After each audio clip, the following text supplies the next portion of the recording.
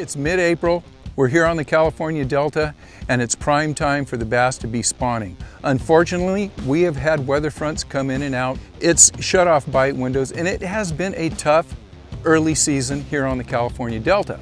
So if you've been struggling, you're not the only one. Today we're going to talk about how weather fronts affect the bass spawn. We're going to do it right now, so we're going to sit down and get right into this. Let's check it out.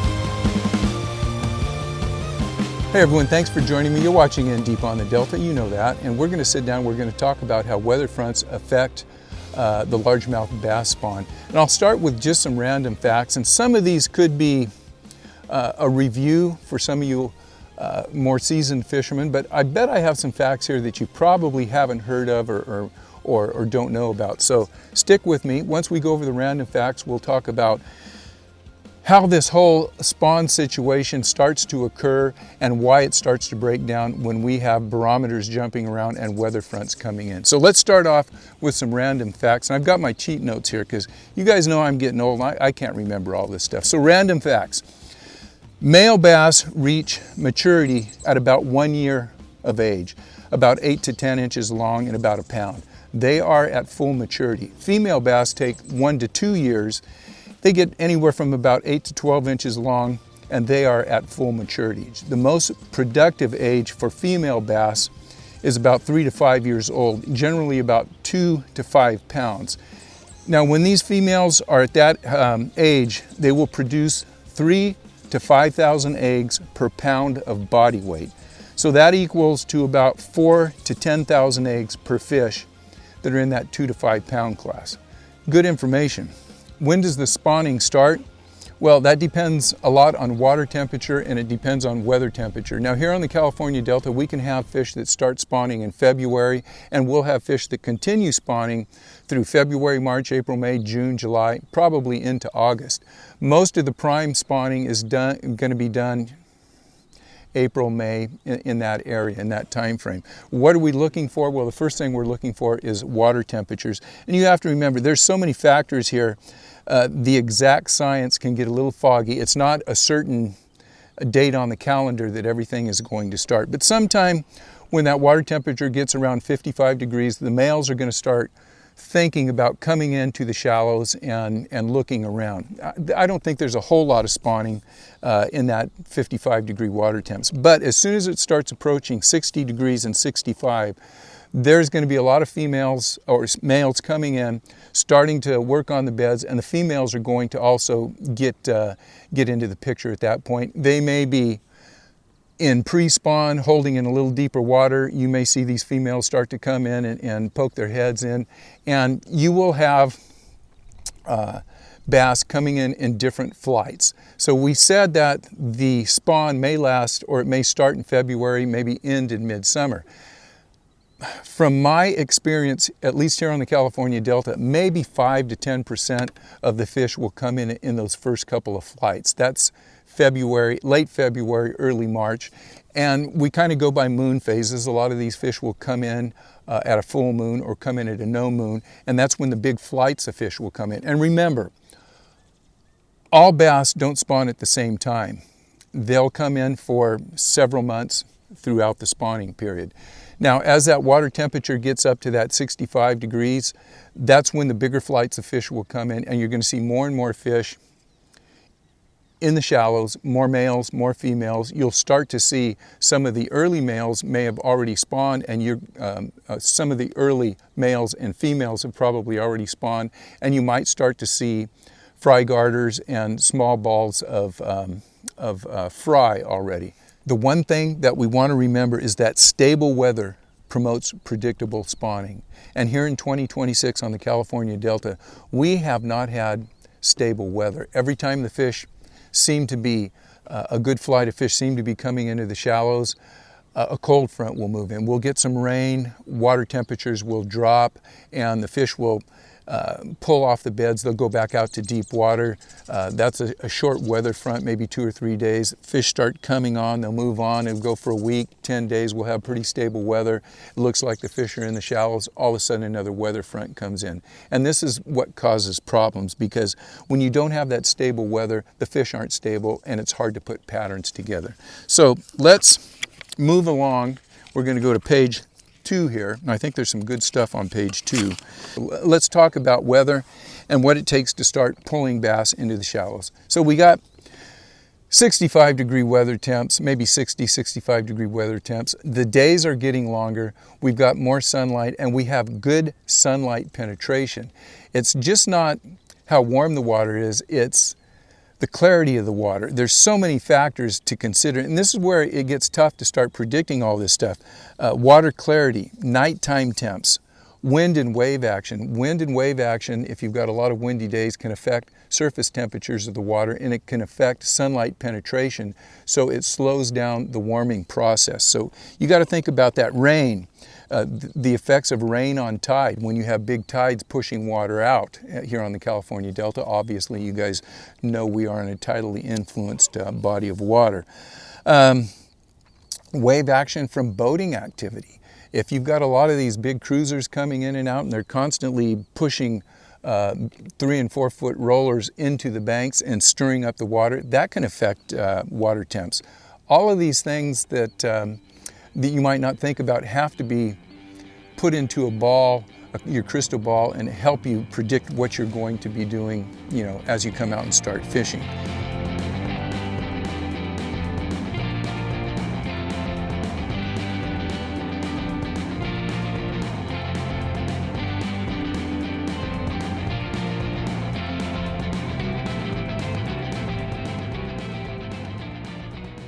So let's put this all together in a real-time situation. Let's say we have water temps that are 60 degrees. The males are the first to move into the shallows. They're looking around for suitable spawning grounds, which is basically hard bottom, something that they could make a nest in. The females can come in, drop their eggs, they can be fertilized and have successful spawn. So once the males come in, they start digging their beds. The females are going to come in behind them.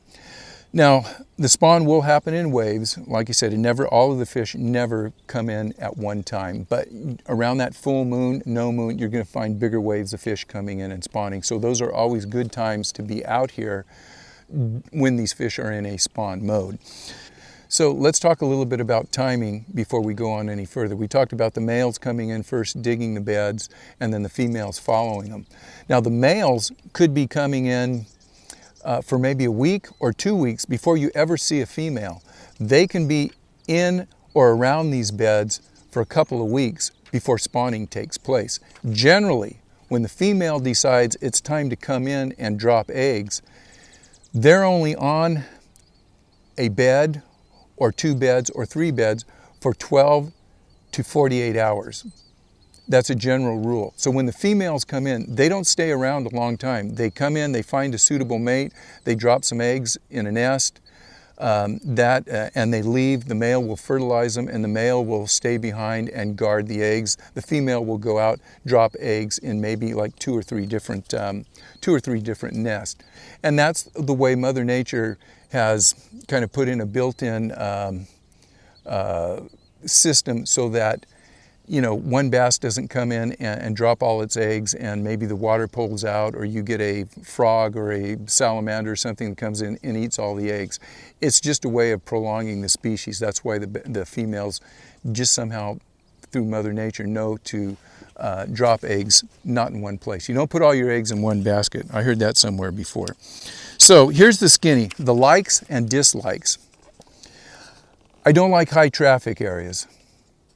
Just not good for spawning, and I know a lot of these bass will spawn in marinas and things, and you'll see them, and that takes place. But generally, when you get out on the river, I don't like to be in high traffic zones where there are boats coming by all the time. Like I say, wave action is not good for the fishing, and just like to stay out of there. So I don't like high traffic areas.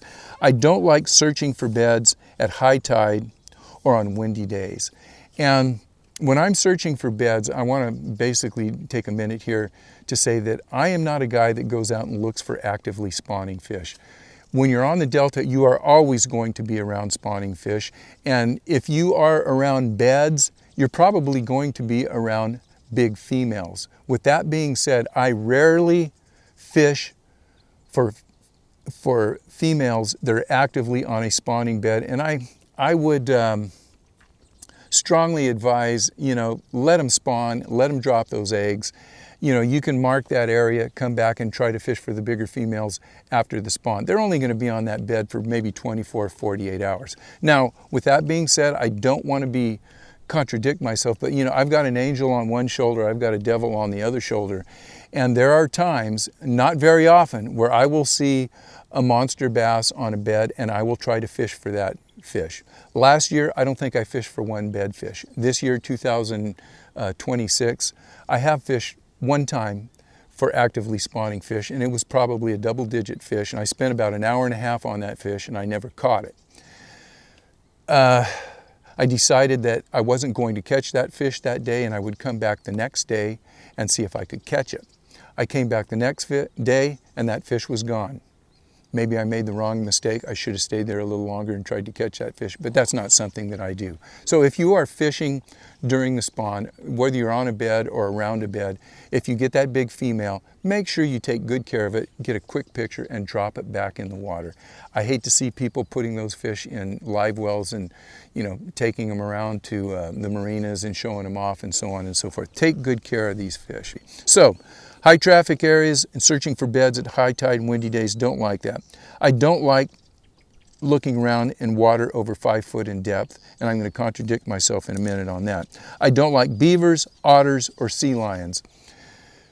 Again, this has to do with high traffic areas, and we all know that when the sea lions come in, they're probably coming in to eat stripers, and when they're looking for stripers or salmon, they're out in the middle. But as those fish come and go, the sea lions will come into very shallow water and they will disturb spawning. They'll eat the females, they'll eat anything they can. So when you see these females in I'll say 2 to 5 feet of water, they're in there looking for these big spawners. So I don't like that.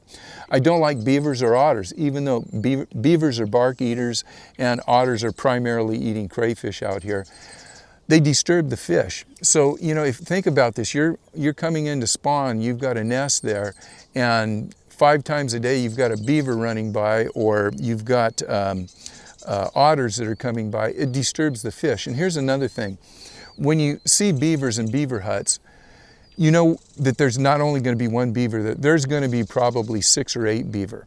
Now, here's a fact that you might not know. Once that beaver leaves the hut, the otters, and we have an explosion of freshwater otters out here, they're going to take over that hut. So if you see a beaver hut, even if the beavers are gone, you can bet that there's going to be a ton of freshwater otters using that hut. So anytime you see a beaver hut, that's a bank that probably has high traffic, and by golly, I don't like that. I don't know what to do about it, but I don't like it.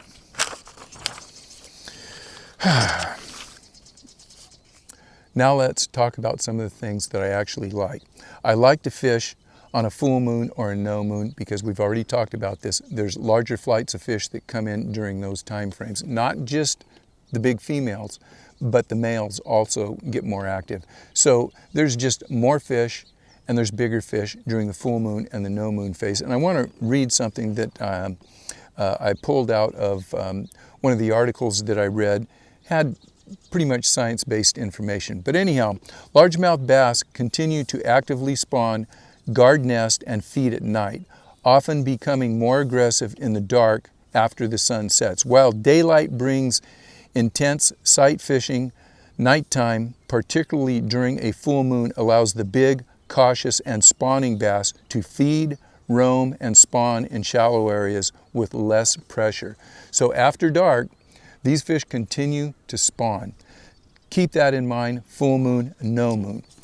Other things that I like the low tide when I'm looking for beds, and that doesn't mean I'm going to come in, see a bed, see some spawning fish on it, and go try to catch those fish that are actively spawning. What I'm doing is I'm making a note of what depth these fish are at, what kind of bottoms they're looking for, how many fish are on them, how many beds. I can come back and fish in that area because I know that the bigger females aren't going to be moving around a whole lot. They're going to be very close to where these beds are. But I try not to fish for the actively spawning fish. And again, once you know, there's more fish on Thule Islands or rock banks or flats or wherever, then you can start concentrating your efforts in those particular areas. I like a 3 to 6 mile an hour breeze because when you're fishing for these fish in shallow water, a little bit of breeze allows you to get the boat closer and it doesn't spook them as much. Now I like water 5 to 10 feet of depth. I just said I liked water from 2 to 3 feet of depth. I also like water from 5 to 10 feet of depth. When I see these beds in 2 to 3 feet of water, no big females, guess what I'm going to do? I'm going to pull out and I'm going to find the nearest deep water, and that's where I'm going to fish for the females. They're going to be in the nearest deep water. So it is important to not only check the 2 to 4 feet of depth, but you want to check the 5 to 10 feet of water when you start fishing. They're going to like hard bottom that is protected from the wind, flats, troughs. They like pilings. I like pilings, docks, and man-made cover. Let's talk about a real-time situation where you may be coming out here and water temperature hits 60 degrees. You're out on a Saturday. You only get 1 day a week to fish, or maybe 2 days a week to fish. You come out and you find fish in shallow water. You're catching them. They're active. The males are super active. The females are pretty much in kind of an active spawn, but they're not as aggressive as the females. So maybe you come out and you catch 8, 10, 12 males that are a pound to pound and a half, 2 pounds, and maybe you get a shot at 2 fish that are 4, 5, 6 pounds. And that's been your situation until you come out the next week and you look at that same area and the beds that you saw are empty. And you know that, well, we had a slight weather front come through here. The water temperature dropped a couple degrees and the barometer has been up and down. Where have those fish gone, and what do I do to catch them? Well, literally 100% of the time when those fish are in shallow water and they are just gone because of temperature or weather patterns, they are going to the nearest deep water.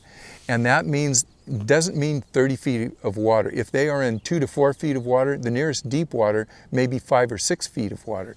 If you are seeing beds in 5 or 6 feet of water the week before and they're empty, they may be in 8 to 10 feet of water. You don't have to go to the middle of the channel. And this is where it becomes important to kind of log where you're seeing all of these beds.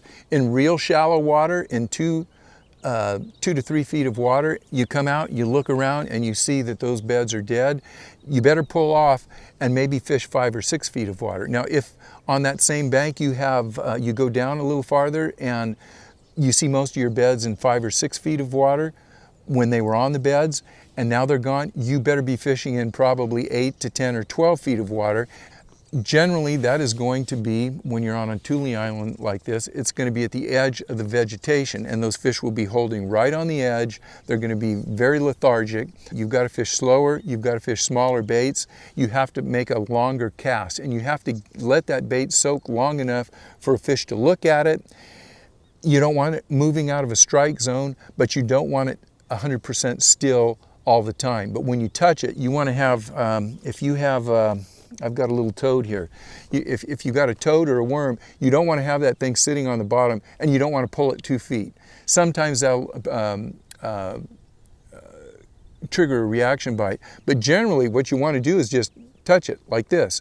And maybe all it's going to take is that thing sitting there, whether it's a worm or a toad, and just that little twitch, and that's going to trigger the bite. So if you make that long cast and you're just fishing it back quickly, you're probably going to pull it through a lot of prime target zones, and you may pull it by fish, but if it comes by moving like this, the fish aren't going to take it. My suggestion is you throw it out, let it get to the bottom, twitch it a couple of times. Just twitch, let it sit there, pull it 2 or 3 feet fairly quickly, let it sit, twitch it slowly, and do that all the way back. So at that point, you're covering a little bit of water, but every 2 or 3 feet, you're moving that bait, so you're covering the water, but you're stopping it so that if those fish are not aggressive, they will have time to look at it and wait for that trigger.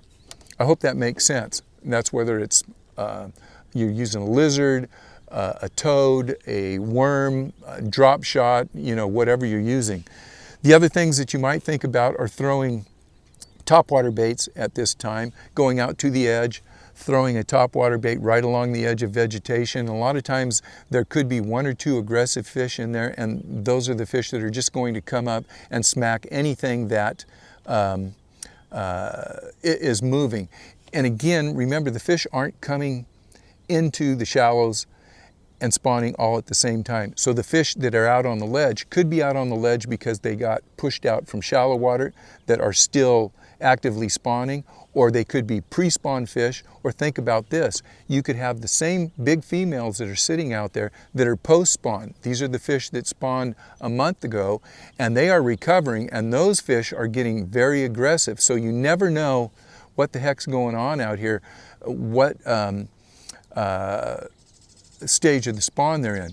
One of the things you will find is that as all of these, as a lot of these fish come out of spawn and they're in post-spawn, the big females will start to come up and they'll hit frogs, they'll hit topwaters, they'll hit a lot of moving baits on top, but they won't be ingesting them. And there'll be a couple weeks where you just say, you know what, I'm getting these big fish to come up, and they either miss the bait or they get hooked in the side of the mouth, they jump one time and I lose them. Well, these fish are fish that are recovering and they're not really actively ingesting the bait. Give them a week or so. Generally, females, they can actually recover from spawn in 3 to 4 days. Most of them take, from what I've read, about 10 days to 2 weeks, depending on how much they've been stressed and so on and so forth, how far they've been moved off their bed, a lot of factors. But those fish that have recovered, it's going to be like a light bulb.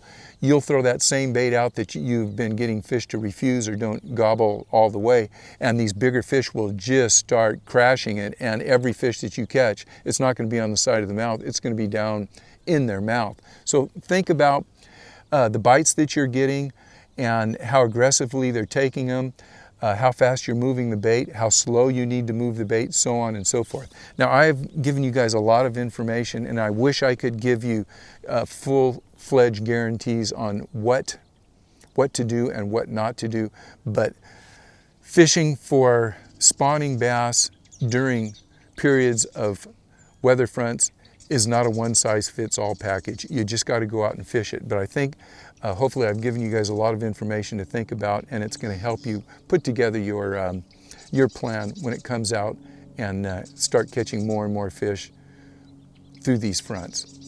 I want to thank you guys for watching. If you have any questions, hit me up in the comments. I try to answer all the questions, and stay tuned to In Deep on the Delta for more informational bass fishing tips, tricks, and BS. Thanks for watching. We'll see you guys on the river.